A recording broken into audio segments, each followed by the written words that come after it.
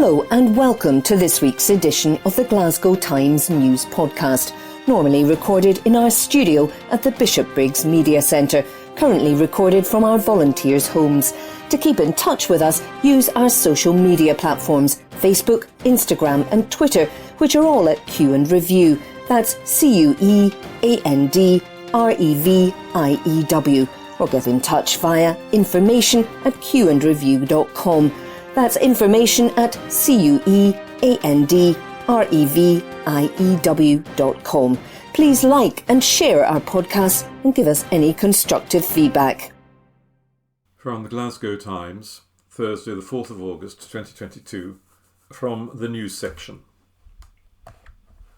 Glasgow charity Men Matter Scotland bosses say they are preventing 5 suicides per week, by Amanda Keenan.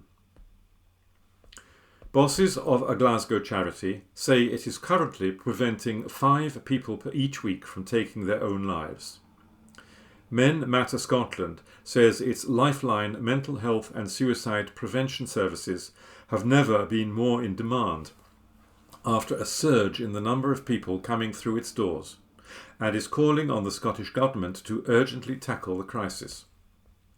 It comes as new figures show Glasgow has recorded the highest level of suicides in Scotland over the last 5 years. The statistics reveal that people living in deprived parts of the city are almost 3% more likely to end their lives because of debt and poverty compared to other areas. In contrast to the city's data, the figures released by the National Records of Scotland show that the number of people across the country taking their own lives has decreased, with 753 recorded suicides in 2021, the lowest number since 2017. Despite this trend, the number of deaths in Glasgow rose from 88 to 106 between 2017 and 2021. Gregor Ritchie from Men Matter in Drumchapel told the Glasgow Times that they are receiving more calls from people at their lowest ebb than ever before. He said, "Every single day we are seeing someone who is suicidal and urgently needs help.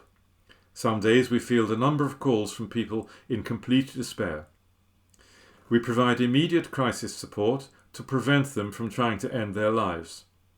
Our stats show that men living in deprived areas of Drumchapel are 4 times more likely to commit suicide than those in a more affluent part of the city. It's a desperate situation, and one we are determined to change. The majority of our members have experienced trauma early in their lives and have never received the support they needed to cope. There's a real lack of mental health help for men, and that needs to change. We offer everything from counselling and crisis intervention to support groups, advocacy and financial help. We also give people housing advice and support in dealing with issues around the criminal justice system. The Scottish Government needs to deliver a long-term sustainable plan to catch those individuals who are falling through the gaps. There needs to be better access to help and a reduction in the long waiting list for counselling and rehab. Something needs to drastically change to turn these numbers around.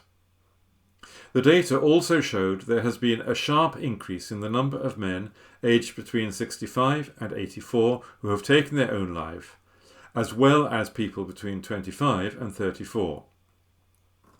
Anne-Marie Kosoza, co-founder of Families and Friends Affected by Murder-Suicide, says it's time the Scottish Government reacted to Glasgow's silent epidemic. She added, "Unfortunately, these figures are not a surprise, and I fear they will only get worse. I've called suicide a silent epidemic for a number of years, yet nothing is being done to tackle it." Samaritan Scotland says the data shows an urgent need for targeted resources to support suicide prevention. Danielle Rowley, Samaritan Scotland's influencing manager, says, "Every life lost to suicide is a tragedy, and 753 deaths show us there is still a huge amount of work to be done. Those living in Scotland's most deprived areas remain 3 times more likely to take their own life than those in parts of the city where poverty isn't such an issue, and men continue to account for most of the deaths." A spokesman for the Scottish Government said work is being done to tackle the problem. Mental Wellbeing Minister Kevin Stewart added, "Every death by suicide is a tragedy for the loved ones left behind. And while the number of deaths has dropped in recent years, I remain committed to reducing suicide and providing support for those affected by this heartbreak." We provide annual funding of £300,000 to Public Health Scotland to provide support for local suicide prevention work, which helps communities implement local suicide prevention action plans. Our ambition is to get everyone working together to prevent suicide, which is why we have been engaging with those affected to publish a prevention strategy for Scotland next month. This will set out how the government, partners and local communities can come together to help prevent future suicides. A case study. Willie, 69, from Scotstoun, says he wouldn't be alive today if it wasn't for the support he received from Men Matter Scotland. He turned to the charity after trying to take his own life on 4 separate occasions, having battled addiction and homelessness. He explains, "This charity saved me, it's as simple as that. When I arrived at their doors, I was broken, isolated and struggling with addiction. Within a week I was able to access their counselling services and I was given the knowledge and tools to turn my life around. I can't thank the charity enough." Willie now volunteers with the charity and says its 24/7 crisis service makes a huge difference to those in need. He added, "I was scared of living and not afraid to die. Now I'm so grateful to have a chance at life." If you are in need of any support, call the Samaritans on 116 123 or Men Matter Scotland on 0141 994 7900. That article was by Amanda from the Glasgow Times, Thursday, the 4th of August 2022, from the news section. Glasgow driver jailed after trying to evade cops nearly 5 times the booze limit. A young man has been jailed after putting multiple people's lives at risk as he tried to evade cops nearly 5 times the booze limit. Naaman Chauhan was slammed by Sheriff Patricia Price when he appeared for sentencing at Glasgow Sheriff Court last week. Police spotted the 25-year-old driving through a red light at Shearer Street at 12:35 a.m. on June the 25th, 2022. Officers followed his Volkswagen Passat onto the A8, then Tradeston Street, but Chauhan began to speed up on the approach to Cook Street and went through another red light. Police started a pursuit. The court heard the roads were wet due to heavy rain just prior. Chauhan of Knightswood entered the Kingston Bridge at excessive speed, where he undertook 2 vehicles, causing one to take evasive action. He exited the Kingston Bridge onto North Street, where he failed to obey more red lights. Pedestrian and vehicle traffic was noted to be heavy. Chauhan turned onto Berkeley Street, and on approaching a bend going into Claremont Street he lost control, striking several curbs and then a wall outside the Tron Church at Kelvin Grove. The prosecutor said the force of the impact removed the front near-side wheel of the vehicle. The accused was detained by police officers. He was noted to smell of alcohol and be slow in replying to oral prompts. He was requested to provide a sample of breath. He failed the roadside test and was thereafter conveyed to Cathcart Police Office. A further 2 samples were produced. He was held in custody to appear at Glasgow Sheriff Court. Police checks revealed he did not have a valid driver's licence. He made no reply to caution and charge. The lowest reading provided was 100 mcg of alcohol per 100 millilitre of breath. The limit is 22 mcg. Sheriff Price said, "The concern I have about this gentleman is that this is his second dangerous driving offence, and he has also got a record for disqualified driving. He comes from a good background and has a good employment record, but for some reason he gets behind the wheel of a car and puts people at risk. It's more concerning that he comes from a good background because he's got no good reason to do this. Chauhan's lawyer revealed his client has previously completed unpaid work, but Sheriff Price said, "Yes, nothing seems to be working, and the report says the offending is escalating."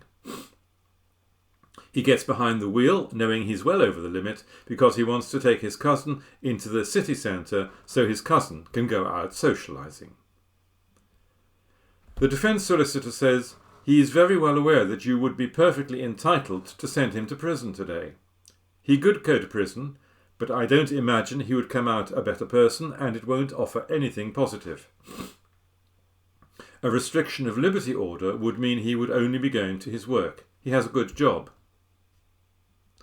Sheriff Price said, "Prison is not about him, it's about saving the public from harm. What's going to stop this, because previous community-based disposals haven't?" Chauhan's lawyer said social work supervision would help address particular difficulties. But Sheriff Price sentenced Chauhan to time in prison.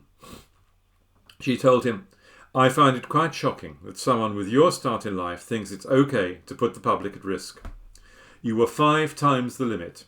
You made the decision to get behind the wheel of a car, putting multiple people's lives at risk. You have had chances of community-based disposals before. These charges reach the custodial threshold, and I am not convinced a community-based disposal will stop your offending." He was put behind bars for 6 months and disqualified from driving for 40 months. This article was by Lauren Brownlee. From the Glasgow Times, Thursday the 4th of April 2022, from the news section. Glasgow priest accused of sexual conduct towards girls at 2 churches, by Conor Gordon. A priest is accused of sexual conduct towards 4 girls at 2 churches. Neil McGarrity, 68, allegedly attacked the girls between December 2017 and February 2020. Court papers state McGarrity engaged in sexual activity with a girl between the age of 13 and 15 at St Thomas's Church in Glasgow's East End. It is stated that he touched the girl on the body. A second schoolgirl was alleged to have been sexually assaulted at a Glasgow church between the ages of 10 and 11. It is claimed McGarrity repeatedly placed his arm around her, touched her on the body, hugged and pulled her towards him. A separate charge for the same girl states McGarrity hugged her and stroked her on the arm at the church. A third girl, aged between 15 and 16, is said to have been sexually assaulted by McGarrity at the East End Church. The charge alleges that McGarrity placed his arm around her. It is said that on a separate occasion he approached her from behind before placing his hands on her waist. A fourth girl was allegedly sexually assaulted by McGarrity at another East End church. She is stated to have been between 12 and 13 when McGarrity is accused of repeatedly touching her on the body, repeatedly hugging her, playing with her hair and touching her face. A separate charge claims McGarrity behaved in a threatening or abusive manner towards the same girl and another girl. It is stated that McGarrity made contact with her on social media, uttered a sexual remark to the other girl while in the execution of his employment as a parish priest. McGarrity denies the 6 charges at Glasgow Sheriff Court. McGarrity, whose bail address is 3rd Glasgow East End Church, will stand trial later this month. He remains on bail meantime. This article was by Conor Gordon. This article is from the Glasgow Times, date 5th August 2022, from the opinion section. This is the story of an old woman who could, by Adam Miller. This is the story of an old woman who could, a withered babushka who defied the reaper's gaze to follow her dreams. The wizened dame who said, "Cynics be damned, I'm going to record pop music at the age of 34. When this year's nominations for the prestigious Mercury Music Prize were announced recently, few were surprised to see Prioritise Pleasure by Self-Esteem on the 12-strong shortlist. Self-Esteem is the alias of Rebecca Lucy Taylor, who made her bones as part of the indie duo Slow Club before going solo and realising her grand pop ambitions. Released in April 2021, her second LP was a joyous burst of liberating pop music that topped numerous Album of the Year lists. As live audiences returned, Taylor's gigs became cathartic experiences, and a summer of triumphant festival appearances was crowned with that Mercury nod. After years of restraint and frustration on the indie circuit, Taylor has achieved success on her own terms, and she has the audacity to do it in, deep breath, her mid-30s. As one journalist recently put it in a review shared by Taylor on Twitter, Rebecca proves that dreams can come true whatever your age. Whatever your age, fair play. You have to applaud Taylor for even being able to drag her gnarly old frame into the recording studio, never mind wrench notes of her dwindling Hurt-era Johnny Cash husk of a voice. Taylor pointed out that the journalist eventually apologised, but it's remarkable that a woman achieving pop success in her mid-30s is remarkable. Long-time Self-Esteem fan Laura Doherty, who co-hosts the Lost Map Records podcast, believes Taylor's relative experience when compared to some pop stars is an asset, not a liability. She told me, "I personally, and maybe most women, wouldn't have had that confidence in their 20s to be able to say what she's saying and have that perspective on life. So I think of Self-Esteem's lyrics as what you wish a big sister would have told you when you were younger. Would it have made a difference to me, or is it just that millennial experience and having certain shared experiences of men and patriarch being relationships going wrong? I don't think that's necessarily at 21 that was something that was there for me."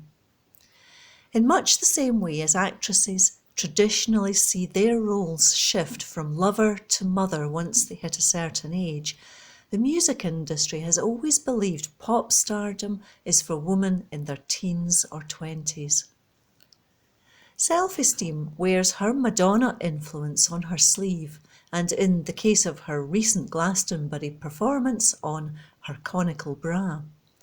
And history's most iconic female musician is still routinely subjected to criticism and mockery for continuing to act like a pop star while in her 60s. When Madonna was the same age as Taylor is now, Pop Bible Smash Hits reviewed a performance from her The Girly Show tour with the headline, "Calm down, Grandma." Yeah, calm down, 35-year-old grandma. God knows how they would have reacted to J-Lo and Shakira playing the 2020 Super Bowl halftime show with a combined age of 93, or Beyoncé currently occupying 9 places in Spotify's top 10 with songs from an album released weeks ahead of her 41st birthday. That's to say nothing of Jessie Ware releasing her biggest album at the age of 35 in 2020, 36-year-old Lady Gaga currently touring sold-out stadiums, or Kate Bush enjoying her first US #1 at 64, with the year's most inescapable song, give or take Louis Theroux's jiggle-resistant Money. Doherty believes wisdom and perspective aren't the only qualities that makes acts like Self-Esteem an attractive proposition, saying, even if just from a financial point of view, there's a huge market of women over 30. Why would you not give them something that speaks to them and appeals to them? It's true of any demographic. We need more diversity in our stories and our art. That's what makes the world interesting, and people are always going to resonate with something that tells a specific truth. The idea of the music industry only focusing on cute, tiny white girls that are under 25 as their pop stars is really self-limiting, even for making money. She added, "I don't really think of self-esteem as being 35. I just like her because I like her work." Her age doesn't have to be a novelty. As Taylor tweeted in relation to that review, "Normalise woman and the passing of time." After England's Lionesses won Euro 2022 on Sunday, BBC pundit Alex Scott addressed those who had ignored the women's game and said, "I hope you're all looking at yourselves right now because you weren't brave enough to see the vision." Those within the music industry, still reluctant to embrace women in their 30s, could do worse than listen to Taylor's "You Forever," and these words in particular, "You need to be braver, 'cause I did all this without you." That article was by Adam Miller. Glasgow Times News on Monday the 8th of August. Bereaved families set to meet at Crime Con. An exclusive article written by Amanda Keenan, reporter. The parents of 2 Scots who died abroad are set to meet in a bid to help each other finally find justice. Craig Mallon was killed by a single lethal blow after being set upon outside a nightclub in Spain's Lloret de Mar, while Kirsty Maxwell died after plunging 100 feet from the 10th floor of an apartment block in Benidorm while on a hen do. Both families are still searching for answers and will now meet in Glasgow at an upcoming crime convention as they continue their fight to find closure. CrimeCon is coming to the city in September and will look to shine a light on some of Scotland's most prolific criminal cases, as well as help to provide a platform for victims and families seeking justice. A group of men, believed to be French, attacked Craig and his friends outside the Rockefellers Bar in 2012. While Kirsty, following a boozy night out, died after she left her room at the Apartamentos Paima complex to go into one where 5 men were staying.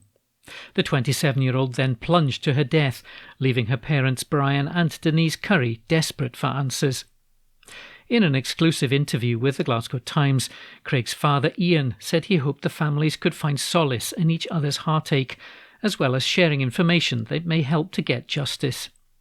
He said, "I've spoken to Kirsty's parents in the past and given some advice from the experience we have of trying to solve Craig's murder, but it will be good to meet face to face. We both know what it's like to be desperate for answers.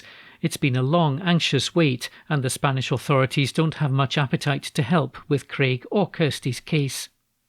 We're planning to meet up at Crime Con and spend some time together. I can relate to what they're going through and know only too well what it's like to be left in limbo, waiting for the wheels of the Spanish justice system to slowly turn." We previously revealed how not seeing his son's killers brought to justice has left the heartbroken father devastated. He revealed that the impact of his son's death had a serious impact on his own health. He told how he'd suffered 2 heart attacks, a stroke and undergone spinal surgery that left him in a wheelchair for 20 months as his health crumbled. He said, "Not having any closure is slowly killing me. It's been 10 years since my son was murdered and I still don't have justice." Ian's wife, Antoinette, passed away in 2018 after a battle with lung cancer. Ian says the 46-year-old gave up after Craig's death and went to her grave broken by not seeing justice served. Both families have blasted Spanish police for their lack of action as they search for answers. Retired Strathclyde Police Detective David Swindle has been helping them for several years and went on to set up Victims Abroad. He added, "Kirsty's parents will be speaking about the complications of when someone loses a loved one to homicide or unresolved circumstances abroad. I hope these families can find some comfort from meeting." An exclusive article written by Amanda Keenan. Glasgow Times News on Monday the 8th of August. former Tory leader always ready to fight against Indy. An article written by Tom Torrance. Ruth Davidson will always return to campaign against a Scottish independence referendum, she told an audience at an Edinburgh Fringe show. Baroness Davidson, the former Scottish Conservative leader, was a guest at Ian Dale's All Talk show at the Pleasance Theatre in the Edinburgh International Conference Centre yesterday. While she stepped down as leader in 2019, she's remained a prominent figure for the party in the campaign against independence. When asked whether she would ever come back and stand up to Miss Sturgeon, she said, "First of all, were there to be a referendum, I will always come back and get involved in whatever way I can, because I believe in it and I believe in fighting for what you believe in." But she said, "I honestly don't think there's going to be one within the next 10 to 15 years, and by which point politics will have moved on so much that people won't have a clue who I am." Ms Davidson said that she wouldn't have to be asked by the party to get involved. An article written by Tom Torrance. Glasgow Times News on Monday the 8th of August. Govan mural named in honour of housing stalwart. An article written by Katrina Stewart, columnist and reporter. Glasgow's newest mural has now been given a name in a touching tribute to a Govan housing stalwart. As first told in the Glasgow Times, the huge mural showed an unnamed child picking up a daffodil and was commissioned by Govan Housing Association to mark its 50th anniversary. Now we can reveal she's been christened Georgie in a touching tribute to one of Govan Housing's long-serving management committee members, Georgie Hay. Georgie died in January after a lifetime of dedicated service to the community and a 42-year connection to the Housing Association. Govan Housing Chair Gary Maguire said Georgie would never be forgotten. He added that the decision to name the mural in her honour was appropriate for someone who had devoted so many years to helping others. Created by street artist Sam Bates, known as Smug, the mural aims to focus on the future of Govan while embracing the community's proud past. Located not far from Govan Cross and easily seen on the way into the city centre, it shows a young girl bending down to pick a daffodil. The daffodil has a connection to Govan thanks to the popularising of the flower by 19th century Govanite and horticultural expert Peter Barr, who was known as Govan's Daffodil King. After his death, the Royal Horticultural Society established the Peter Barr Memorial Cup, still awarded annually to those who've done great work in the service of daffodils. With a nod to Govan's world-beating maritime heritage, shipyards feature in the background after a community consultation was carried out about what local people would like to see. The work My Smug was created under the auspices of SWG3 and Yardworks, the renowned Glasgow creative hub and arts venue. The mural sits above the colourful Riverside Hall community gardens and is sure to become a popular city arts landmark.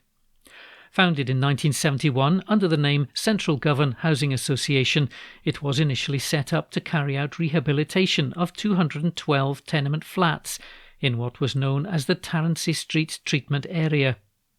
Since then, the association has taken on the ownership and management of more than 1,600 properties in the local area and delivered a number of award-winning new build developments to assist with the continual development and regeneration of this proud and historic area. An article written by Katrina Stewart. Glasgow Times News on Monday the 8th of August. Petition to release Batgirl reaches 800 signatures. An article written by Esther Tarnay, reporter. A petition to release DC project Batgirl has now reached 800 signatures. We reported on Wednesday that the production, which was filmed entirely in Glasgow, was reportedly scrapped by Warner Brothers.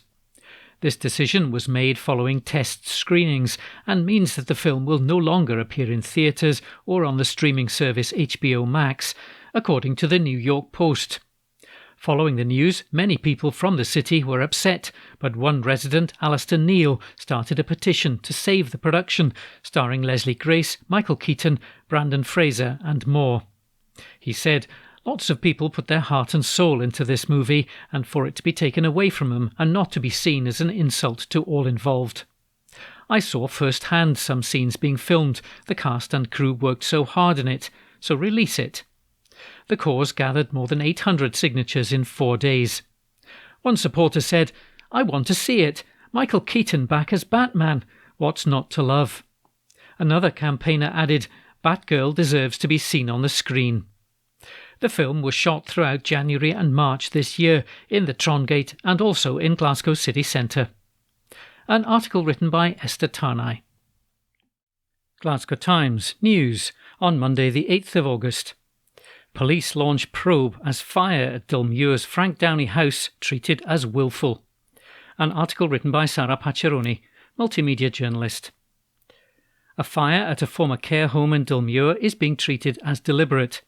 Emergency services rushed to the scene on Ottawa Crescent at the weekend, where flames engulfed the derelict Frank Downey House care home. As smoke plumes began to engulf the surrounding area, officers and council employees evacuated nearby homes. Firefighters have since extinguished the fire, but the Scottish Fire and Rescue Service has launched an investigation in conjunction with police. Police Scotland confirmed the blaze is being treated as willful. Detective Constable Lydia Nellis of Clydebank Police Station said, "Police Scotland and the Scottish Fire and Rescue Service continue to deal with a fire at a derelict building in Clydebank." Shortly after 9:45 on Saturday the 6th of August, the fire was reported at Frank Downey House in Ottawa Crescent. A number of roads in the area remain closed and a small number of residents close to the fire have been evacuated as a precaution. The public should continue to avoid the area. There are no reports of any injuries. A joint Police Scotland and Scottish Fire and Rescue Service investigation will take place to establish the cause of the fire. Clydemere Primary School had been opened as a receiving centre for any residents who had been evacuated.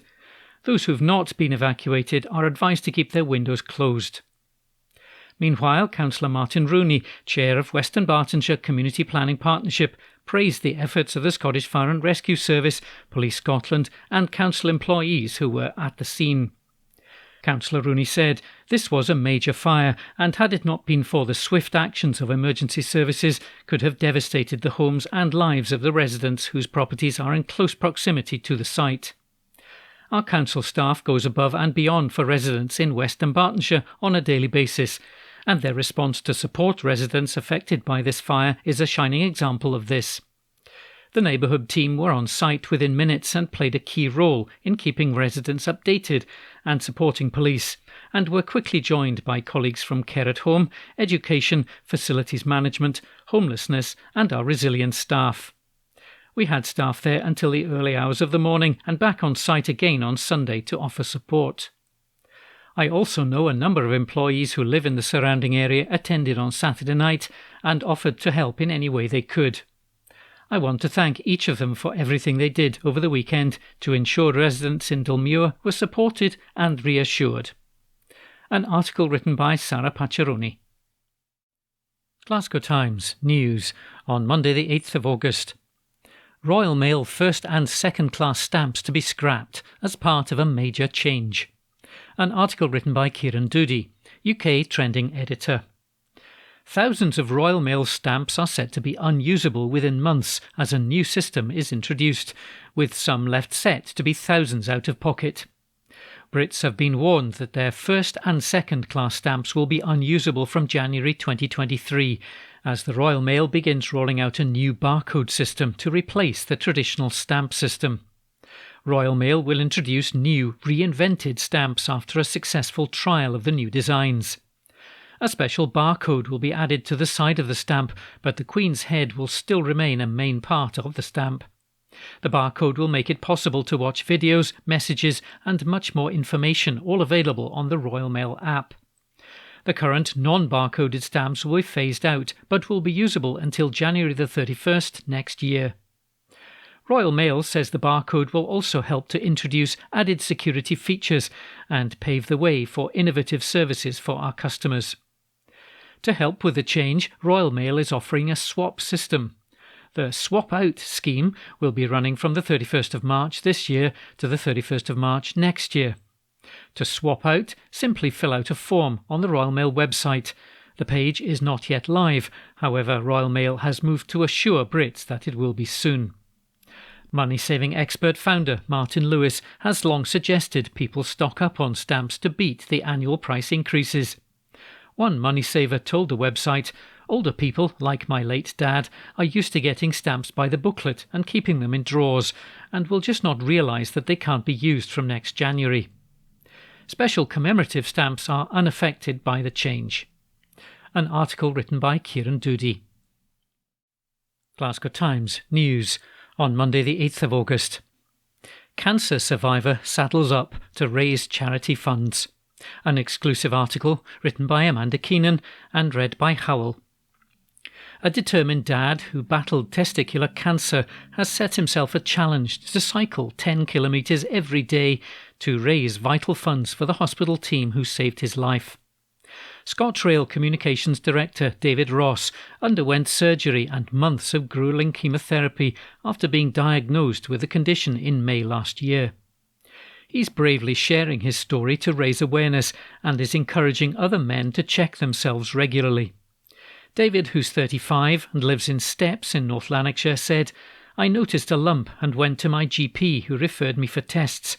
I thought it would just be a cyst and tried not to worry too much. Within 3 weeks the results were back and I was devastated to find out it was cancer. Initially, my consultant hoped surgery to remove my right testicle would be enough and I would only need 1 round of chemotherapy. However, I ended up going through 3 cycles, which were pretty tough. I had a bad reaction to the first few chemo sessions and ended up spending a lot of time in hospital. Thankfully, they were able to tailor my treatment and I was able to get through the later stages without too many complications." He praised the doctors, nurses and support staff at the Beatson West of Scotland Cancer Centre in Glasgow for helping him through the traumatic experience. David previously worked as Kezia Dugdale's official spokesperson when the then Scottish Labour leader was a key member of the cross-party Better Together campaign team. However, he jokes on Twitter that he's hoping never again to be involved in an election or a referendum. He added, "The staff at the Beatson are just wonderful and I can't thank them enough for saving my life. My consultant, Mr. Jeff White, went above and beyond and it's down to his incredible skills and expertise that I'm still here." David, who is married to Paula, who's also 35, and his dad to 4-year-old Emily and Sophie, who's 2, decided he wanted to give something back to the leading cancer hospital after being given the all clear. He decided to get on his bike and cycled 10 kilometres every day in the hope of raising around £10,000 to help fund more research and treatment for testicular cancer. He added, "I realise how incredibly lucky I am, and there are people out there who go through far worse. I've always been pretty fit and active and thought it would be a good idea to push myself to the limit by cycling on my exercise bike at home every day throughout August. So far my legs are holding up, but I hit a bit of a snag on day 2 when a pedal fell off my bike. I had to quickly get a replacement. I'm committed to completing this and the support I've received so far has been overwhelming. I'm hopeful I can smash my target and I'm sure I'll be in bits by the end of the month, but this is my way of giving something back to all the fantastic staff who saved my life." David still attends the hospital every few months for regular checkups and hopes sharing his story will inspire others to check themselves daily. More than 88% of men who are diagnosed with testicular cancer will survive if the condition is caught early enough. Around 2,400 men are diagnosed every year and it's now the most common form of cancer in men aged 15 to 49. David added, "Early detection is key and if you think something isn't right, go and get it checked out. Having cancer came as a huge shock to me and my family, but I'm fortunate to have come through the other side. It was a challenging time, especially losing my hair. My children were too young to fully understand what was going on. When my hair started falling out, I made the decision to shave it off, and that's when it really hit home. I'm grateful to all the NHS staff for their support and early intervention. Without them, I wouldn't be here today." An exclusive article written by Amanda Keenan. Glasgow Times News on Monday the 8th of August. Scottish Labour attack pitiful progress of flagship free bus pass scheme. An article issued by the Glasgow Times news desk. Almost 6 in 10 young Scots are still without their free bus pass, Scottish Labour have said, 6 months after the flagship scheme was launched. Across Scotland, 413,909 youngsters have signed up to the scheme, the party said, but with 986,600 eligible for free travel, it meant just 42% of those aged 5 to 21 have signed up. Neil Bibby, Scottish Labour's transport spokesperson, said, "People are still facing too many barriers applying, and the hard truth is, in huge parts of Scotland, there simply aren't enough buses for the pass to be of much use." The scheme opened to applications in January, and Transport Scotland said that since the programme launched, more than 15 million journeys have been made. In May, Scottish Labour said that just 3 out of 10 youngsters had collected their pass, but the numbers taking up the card have improved since then. Mr Bibby welcomed the rise, but said it was pitiful progress half a year into this flagship scheme. While the SNP and the Greens are busy congratulating themselves on a job half done, most young people still don't have their pass this summer, the politician said. The school holidays would have been the perfect time for young people to make use of their pass to go and explore Scotland and meet up with friends. When the pass was launched, ministers said it would make transport more affordable for youngsters across Scotland, and Active Travel Minister Patrick Harvey hailed it as an exciting moment for sustainable travel. Under the latest figures obtained by Scottish Labour, some areas have struggled to get more than a third to sign up. South Ayrshire has had just 27% sign up, while Dumfries and Galloway has had 30% and Stirling 31%. Meanwhile, Glasgow has had 42% sign up, while Edinburgh has seen 60% get a pass. Mr Bibby pointed to Labour-run Inverclyde, which has seen 77% sign up, and said they had led the way streamlining the application process. The Scottish Government must support other areas to follow suit so that we can end the postcode lottery, he said. It's time for the SNP Green Government to drop the spin and focus on delivering on this year's old promise so that no more children and young people miss out. A Transport Scotland spokesperson said, "We continue to work closely with the Improvement Service, which is ultimately responsible for the scheme and which continues to make improvements to seek to make it easier to apply." An article issued by the Glasgow Times news desk. Evening Times, August 8. Opinion. Mike Daly says, "We must shield households from current energy crisis." Why aren't our political leaders doing more to help citizens with the cost of energy crisis? A solution will never come from the energy regulator Ofgem. Lest we forget, its energy price cap was £1,000 in the summer of 2020 for typical household usage. By April this year, that had almost doubled to £1,971. It will hit £3,359 this October. That's a 70% rise from April. You may recall the former Chancellor Rishi Sunak's big idea was a £200 advance payment to every domestic bill payer in the UK that had to be repaid over a few years. In May, he did a U-turn and announced a £5 billion temporary windfall tax on oil and gas companies and a £15 billion package of assistance. Mr Sunak's new package included the £200 loan becoming a £400 grant for households in October this year, a £650 cost of living payment for the poorest, a one-off £300 payment to 8 million pensioner households, and £150 to 6 million disabled people.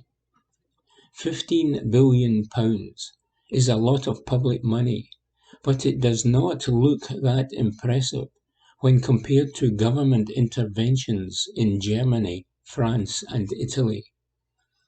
To shield households and businesses from the energy crisis, Germany has allocated £43.2 billion. France has allocated £35 billion and Italy £37 billion. Research by the European economic think tank Bruegel shows that most European countries have reduced VAT on energy bills. We could do more to lessen this levy in the UK, and some political parties are understood to be considering this. Italy has acted to reduce standing and supply charges for customers. France has intervened to limit the increase in regulated tariffs to 4% for this year. France is in a fortuitous position as it owns the energy company EDF and has mandated this public company to keep fuel prices down. Cyprus, Greece and Portugal have done likewise. The great irony is the UK used to own its energy companies and the national grid, the infrastructure for gas and electricity coming into your home. Sadly, these family jewels were all privatised and sold off in the 1980s and 1990s. We are where we are in the UK. We have an invisible Prime Minister and new Chancellor missing in action with possibly no replacements until September 5.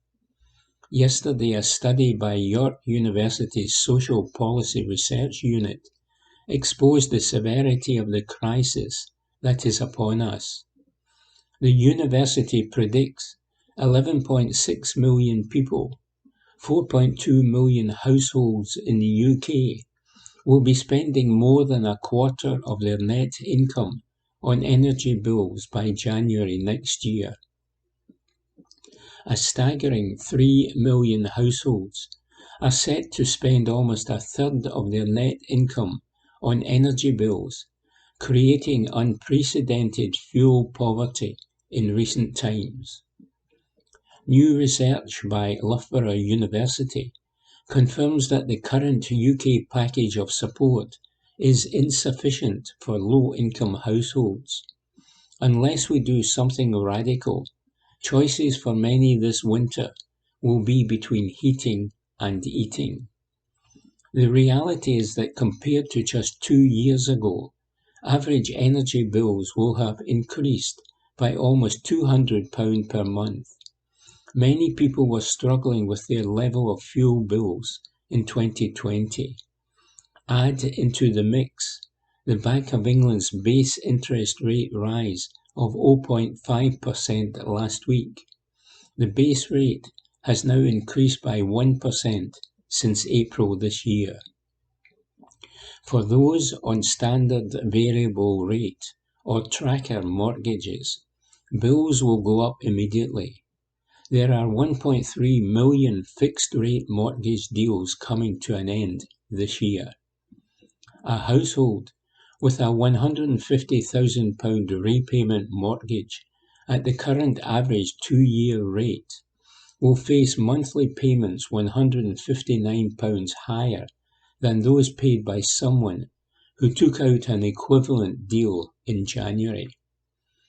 Many consumers are looking at cancelling their direct debits and paying bills manually as they feel energy suppliers are taking payments above actual usage. The downside with doing this is you may be charged a higher tariff, possibly up to 6% more. Consumers should not have to make this choice and be penalised. In Italy, greater flexibility has made for customers to pay their bills by instalments. There is no reason we could not introduce better payment flexibility in the UK. Helping customers with flexible payments is one thing, but given the scale of the energy crisis, we need big solutions, and we need them by October. The case for removing VAT on energy is overwhelming. VAT is at 5%, So the impact of this measure is important, but will be modest. The UK needs another windfall tax on oil and gas companies, and it needs to dramatically ramp up its support package to shield all households, particularly the most vulnerable, from the cost of energy crisis. That won't be achieved by general tax cuts that benefit the wealthy the most, says Mike Daly. From the Glasgow Times, Tuesday the 9th of August 2022, from the news section. Education Minister Shirley-Ann Somerville says Scottish exam results will be fair, by Catriona Stewart. Scotland's Education Secretary has moved to reassure pupils their results are fair and credible, following a post-lockdown return to formal exams. Thousands of pupils across the country will find out on Tuesday how they have fared in their National 5, Higher and Advanced Higher qualifications. But despite the Scottish Qualifications Authority, SQA, saying exams have been graded generously following 2 years of disruption, it is expected that pass marks will have fallen on last year's figures. Speaking at Skills Development Scotland's Glasgow headquarters on Monday, Shirley-Ann Somerville said, "The important thing for young people to know is that as we went through the last academic year, various parts of the education system have been taking into account the levels of disruption. So whether that's changes to courses or looking at exam results, the SQA has been taking account of how that disruption has impacted on exams. Yes, it's been very different over the past couple of years, with an entirely different assessment model. But every young person, whether they got their results last year or whether they are getting them this year with a return to exams, can be absolutely reassured that they are fair, credible, and there are a lot of opportunities out there. As they are building up to results day, they can know and be assured there are real opportunities out there no matter what those results are." This year's exams were the first full set of sittings to go ahead since the start of the pandemic. Instead of formal exams, 2020 and 2021 saw grades awarded based on teacher judgment and in-class assessments. Concerns have been raised that pass rates and grades will drop this year as compared to last year's teacher-awarded marks. Meanwhile, the Further Education Minister has called for school leavers to look at colleges as a first-choice destination. Jamie Hepburn said, "Scotland's colleges offer incredible opportunities for young people looking to acquire the new skills needed for today's workforce. Other students might be looking to improve their results and then move on to a higher level of study in college or onto university. Colleges across the country also offer outstanding training for increasing numbers of apprentices." Somerville backed her colleague's call and urged young people to take a little time to work out the right next step for them. She added, "I went to university and it was a fantastic experience. But I know from all the colleges I go to, there are fantastic opportunities for our young people that they are maybe not aware of, and they don't know the depth of course choices that are out there, and the myriad opportunities for careers that weren't there when I was going through the system. The important thing for young people to know is there's no right or wrong on this. Do what's right for you." So yes, it might be university, it might be college, it might be straight into a job. Take a little time, celebrate your results if you can, but know that you should have a real myriad of opportunities out there and find the right one for you. SQA's candidate advice line will be available on results day from 8 a.m. to 6 p.m, then August the 10th to August the 16th, except weekends, from 8:30 a.m. to 5 p.m. Call 0345 279 1000 for the SQA, and Skills Development Scotland can be contacted on 0808 100 8000 and will be open from 8 a.m. to 8 p.m. on August the 9th and 10th. It will be open 9 a.m. to 5 p.m. from August the 11th to August the 17th, excluding weekends. More information is available online at sqa.org.uk/results. That article was by Katrina Stewart. From the Glasgow Times, Tuesday the 9th of August 2022, from the news section. Hunt for thugs who set car parked outside Renfrew House on fire, by Sarah Pacchiaroni. A car was deliberately set on fire outside a house in Renfrew last week. Police are investigating after a Vauxhall Corsa parked outside a house on Lang Avenue was set alight. Thugs poured accelerant over it and set it ablaze, causing significant damage. The incident occurred around 3 a.m. on August the 3rd. Detective Constable Stephen Lessels, Paisley CID, said, "Thankfully, on this occasion, no one was injured, and the fire did not spread to the house. Officers have been checking CCTV and making local inquiries, but are still keen to hear from anyone who may have seen anything suspicious around the vehicle between 2:50 a.m. and 3 a.m. last Wednesday morning. If you are in the area and have any dashcam footage from around that time, then please get in touch with the police." Information can be passed to officers via 101, quoting reference number 0333 of Wednesday the 3rd of August 2022, or anonymously to Crime Stoppers on 0800 555 111. This article was by Sarah Pacchiaroni. From the Glasgow Times, Tuesday the 9th of August 2022, from the news section. 2 men charged after disturbance near Drumchapel Park in Glasgow, by Sarah Pacchiaroni. 2 men have been charged in connection with a disturbance near Glasgow Park. On Monday night, we reported social media posts told of a large police presence in Drumchapel Park in the west of the city.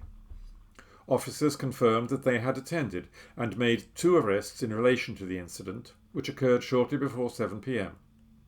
One man is aged 38 and the other is aged 41. Now Police Scotland has confirmed both men have been charged and will appear in court. A spokesperson said 2 men, one aged 38 and one aged 41, have been arrested and charged following a disturbance in the Howgate Avenue area of Glasgow, which happened around 6:50 p.m. on Monday the 8th of August. They are due to appear at Glasgow Sheriff Court at a later date. This article was by Sarah Pacchiaroni. From the Glasgow Times, Wednesday the 10th of August 2022, from the news section. Staggering abuse. Luxury hotel workers in protest over tip system leaving them out of pocket. Article by Sarah Pacchiaroni and Lucinda Cameron.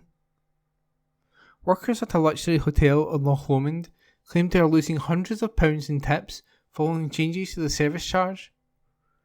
Unite the Union said around 60 workers are protesting about an opaque system for the distribution of tens of thousands of pounds worth of tips and service charges at the Cameron House Hotel. Bar and restaurant staff say they are between £200 and £300 a month worse off since the hotel management had introduced a 10% service charge in January. Unite is now calling for a new tips committee made up of bar and restaurant staff to oversee the democratic and proportionate distribution of service charges and card tips.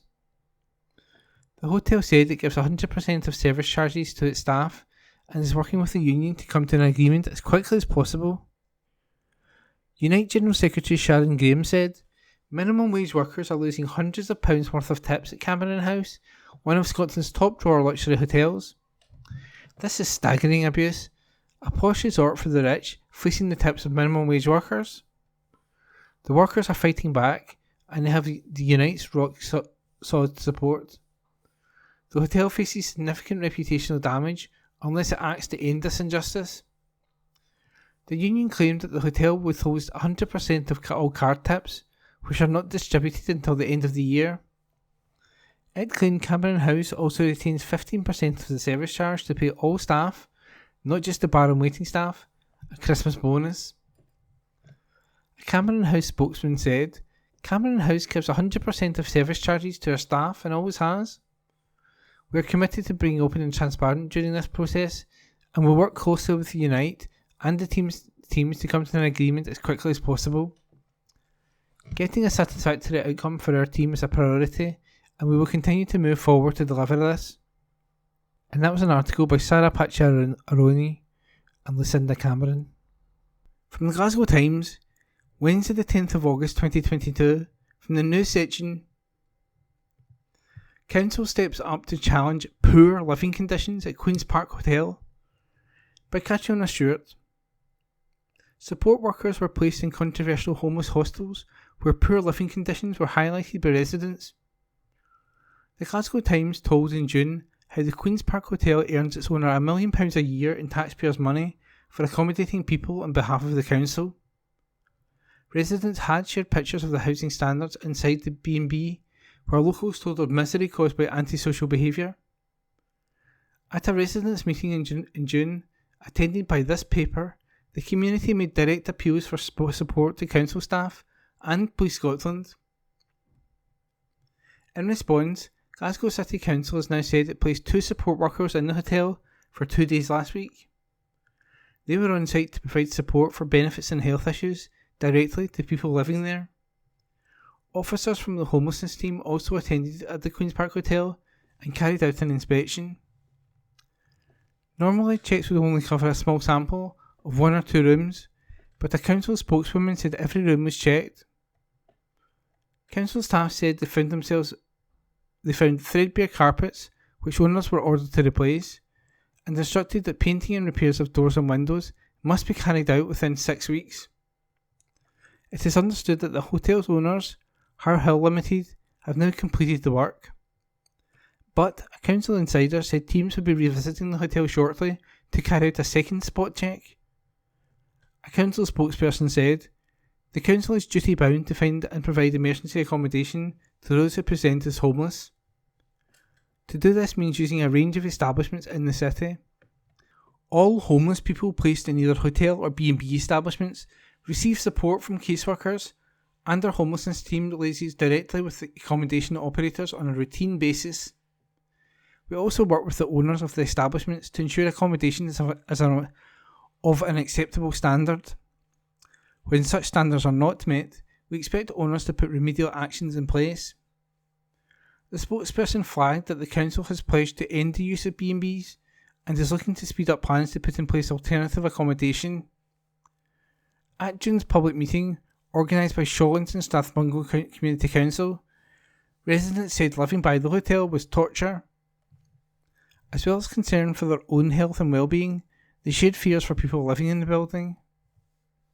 Vandalism, rubbish, theft, and antisocial behaviour were all raised as issues, alongside public drug taking and public urination.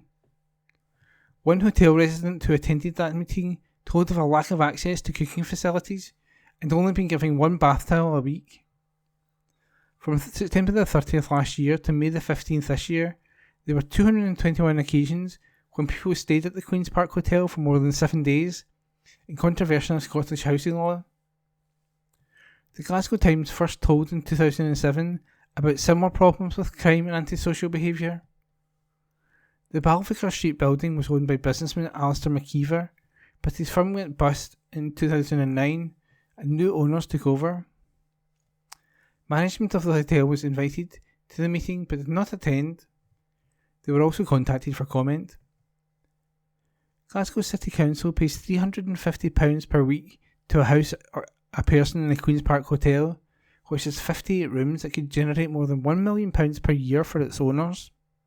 And that article was by Catriona Stewart. From the Glasgow Times, Wednesday the 10th of August 2022, from the news section, Energy blackouts. UK emergency energy plan could see homes without power this winter. Article by Kieran Doody. UK homes could face planned blackouts this winter due to power shortages combined with the cold weather. The UK government is planning for several days over the winter where there could be organised blackouts for industry and even households.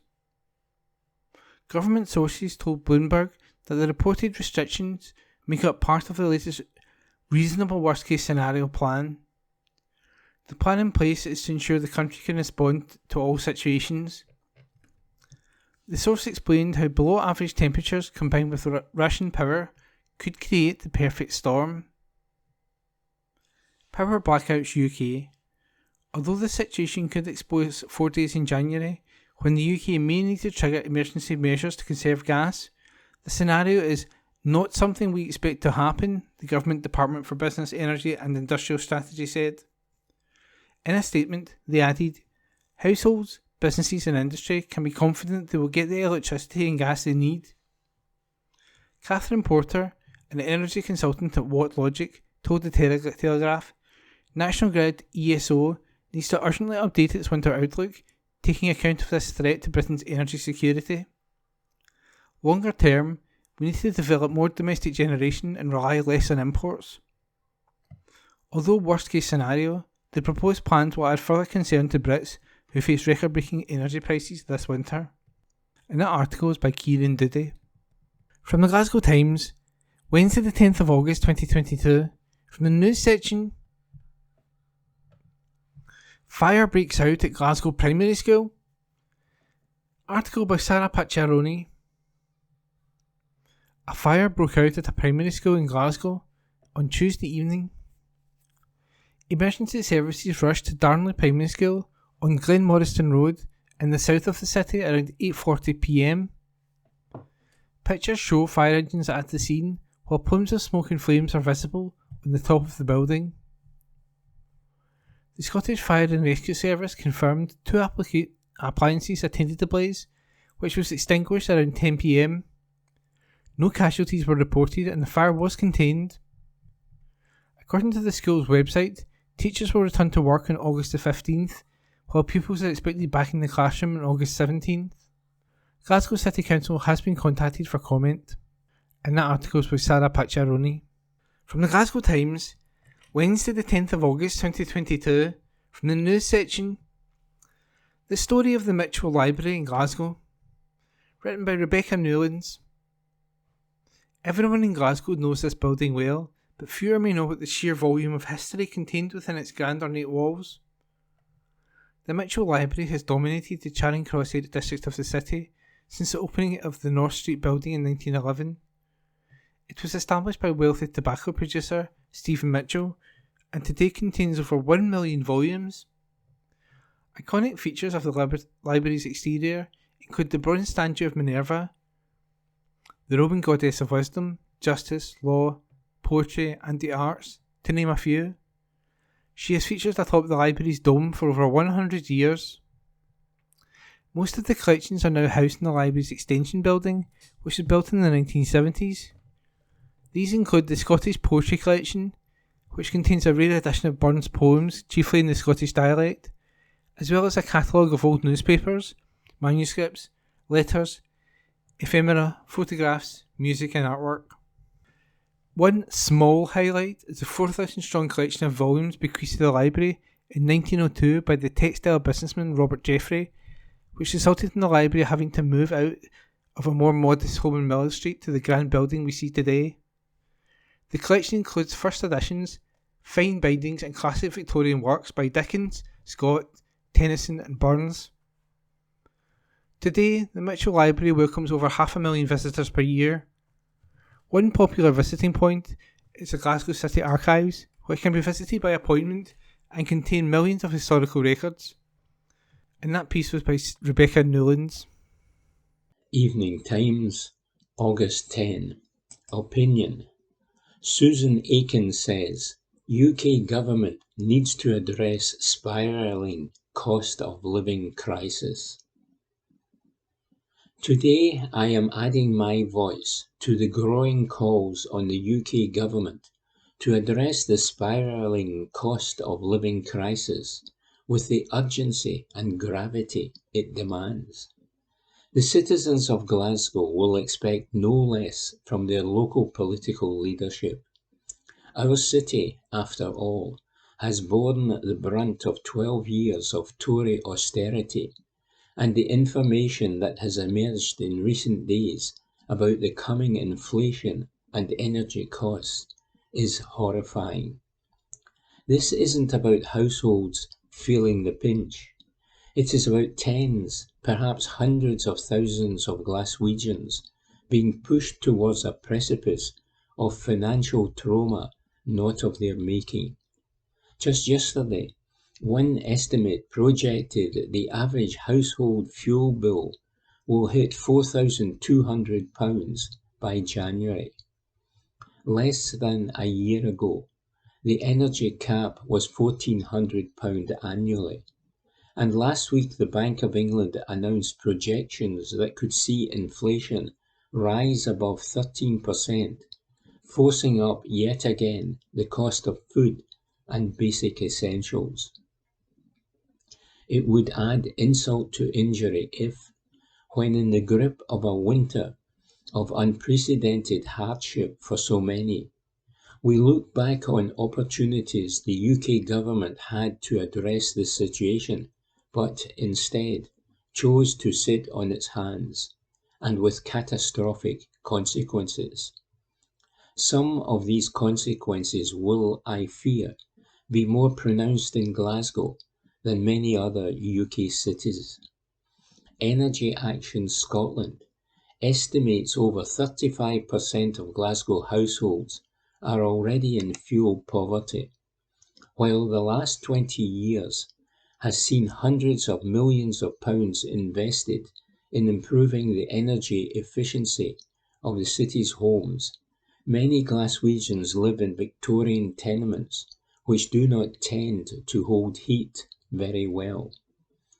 Addressing this through a mass programme of retrofitting is central to our plans for tackling the climate emergency, but that will take place across the next decade. As we head into this Scottish autumn and winter, during the biggest cost of living crisis in generations for many Glaswegian households, the UK government's fuel cost assistance is not going to go far at all. Earlier this week, First Minister Nicola Sturgeon publicly called on Boris Johnson to establish a Four Nations Heads of Government Council to help set a clear plan to help those in need in the months ahead. The intervention of the Prime Minister is absolutely fundamental to any solutions that might emerge. As we have seen during the pandemic, only the UK government has access to the resources to provide the scale of assistance people require right now. And so many of the levers required to tackle issues such as escalating energy costs rest with Westminster. But I agree with the First Minister. There is much we can continue to do here in Scotland with the powers and resources we have. Anti-austerity measures like the Scottish Child Payment or the City Council's Holiday Food Programme are providing vital support for households, and it will give Glaswegians some reassurance that the Scottish Government will invest almost £3 billion this year to continue to address cost of living pressures. Something all levels of government can do to assist many thousands of families is ensure that staff who work in public services receive pay rises reflective of the circumstances currently affecting them, especially those on the lowest incomes. Again, the UK government needs to step up here to significantly improve its public pay policy, which has a direct connection to the amount of cash we have available here in Scotland. Whatever specific actions are taken to ease the burden, local government should be closely involved. Councils and councillors are closest to the people and communities who need help now, and we are often best placed to get that help to them quickly and effectively. So today I am writing to the Prime Minister, making the case for Glasgow in this most challenging of times. This is not about party politics. I have publicly acknowledged the financial flexibility shown at times by Westminster during the pandemic. But the reality is that tens of millions across these islands find themselves facing arguably greater financial uncertainty now than they did 2 years ago. For these households and individuals, similar levels of intervention are again required, and they don't have the luxury of waiting for the current debates within the Conservative Party to play themselves out. This crisis is growing by the day, and while Boris is still in his job, it is incumbent on him to act. Employment legislation needs to change. Losing a baby at any stage of pregnancy can be traumatic for women and their partners, often severely impacting upon their mental health and well-being. And with as many as 1 in 4 pregnancies ending in miscarriage, more expectant parents are affected than perhaps we realise. But we have something of an anomaly in current UK employment legislation regarding miscarriages. As it stands, employees who experience stillbirth are entitled to 2 weeks paid bereavement leave. But those employees who lose their baby before 24 weeks of pregnancy are not afforded these provisions. Instead, they must rely on annual leave, sick leave, or unpaid leave if they feel unable to return to work after their loss. As is often pointed out, this means women who miscarry at 23 weeks and 6 days are not afforded the paid leave to grieve their loss. My SNP colleague, Angela Crawley MP, has been trying to have the law changed at Westminster to give women who have a miscarriage 3 days of paid leave. Her campaign is winning support, and it's clear change is needed.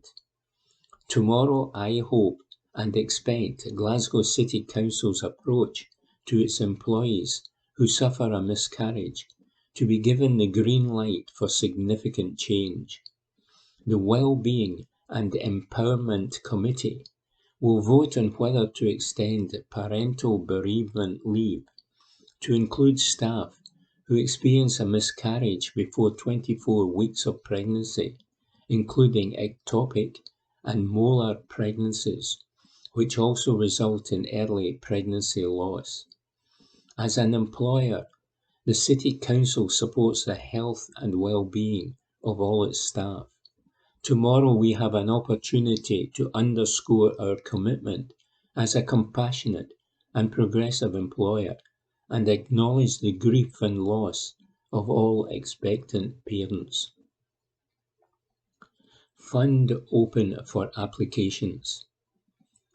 After securing approval at committee last week, applications for Glasgow's £55 million Communities Fund are now open. The fund is about tackling poverty and inequality, promoting inclusion, and helping build resilience in communities by putting money directly into third sector organisations. It differs from the old integrated grants fund in that grassroots groups which had previously been closed off from applying can now access the financial resources to deliver work in communities across the city. In the past couple of years, almost 300 groups have benefited from the fund, and each of these engaged with almost 2,500 citizens. Opening the fund up has extended it to even more Glaswegians during an absolutely critical time. Council officers have been working with the third sector to make the process easier for groups to apply and make it as accessible as possible. In the context of moving from the pandemic to the cost of living crisis, it is vital that together we help as many of our citizens in need. Of course, an application is not guaranteed to be successful, but there are tens of millions of pounds to assist in the valuable work across communities, and a first-time bid can put groups on the road to helping make a real difference to the lives of Glaswegians, says Susan Aiken. Evening Times, August 10. Lifestyle.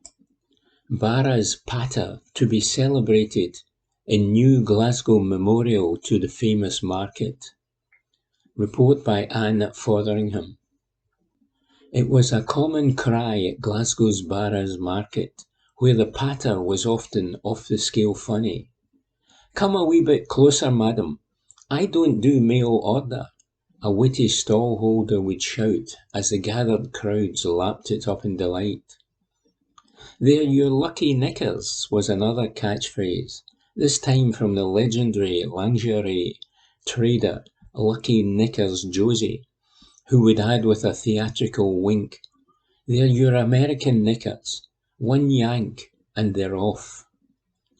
Now these excellent examples of Barra's Pata, along with 6 others, are to be given a permanent honour in the East End market.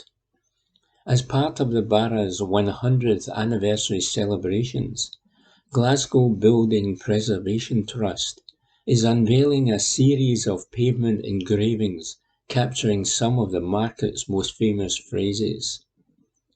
It is part of GBPT's My Historic Neighbourhood project, a programme of creative activities celebrating the heritage of communities around Glasgow, from the rich history of Govan to roller skating in Anderson. The engravings will be unveiled by Gavin Mitchell and Alison Thewlis MP at the corner of Kent Street and Moncur Street on Sunday, August 21 at 1 p.m. The National Lottery Heritage Fund awarded My Historic Neighbourhood a grant of £58,600 towards the project, which is also supported by Glasgow City Council and delivered in partnership with Articulate Cultural Trust, Friends of the Pipe Factory, and the Margaret McIver Company. The Barras started in 1921 as a safe space for people to trade from their barrows. It was created by Maggie McIver, who was sometimes known as the Barras Queen. Over the next 100 years, it grew into the permanent fixture it is today, central to Glasgow's heritage, filled with memories and cherished connections to the local community. The engravings are the culmination of a 2-year creative heritage project centred around the 100th anniversary of the Barras Market. In 2020 and 2021, Articulate Cultural Trust and Friends of the Pipe Factory delivered at Barras 100, which involved the gathering of stories and memories through a programme of community activities and events. These stories included memories of first Saturday jobs on the stalls, roller skating at the ballroom, family traditions, and the stallholders' legendary calls designed to draw the crowds and secure sales. After a community consultation held in April 2022, the 8 best-loved phrases were chosen to be engraved into pavements around the market as a permanent celebration. One of Maggie McIver's favourite phrases, "Work hard and keep the heat," will also be included in what organisers hope will be a fitting celebration of the spirit of the place and its people. Also on August 21, there will be another chance to experience Sounds Like a Bargain, the sonic sculpture created in a collaboration between St Mungo's students and artist Adam Stearns at the beginning of 2022. The sculpture was created using field recordings and objects bought at the market. There will also be tours of the Barrowland Ballroom run by the Margaret McIver Company. For more information, visit www.glasgowdoorsopendays.org.uk. Report by Anne Fotheringham. And that was this week's Glasgow Times News podcast, normally recorded in our studio at the Bishopbriggs Media Centre, currently recorded from our volunteers' homes with the publisher's kind permission. Thanks for listening.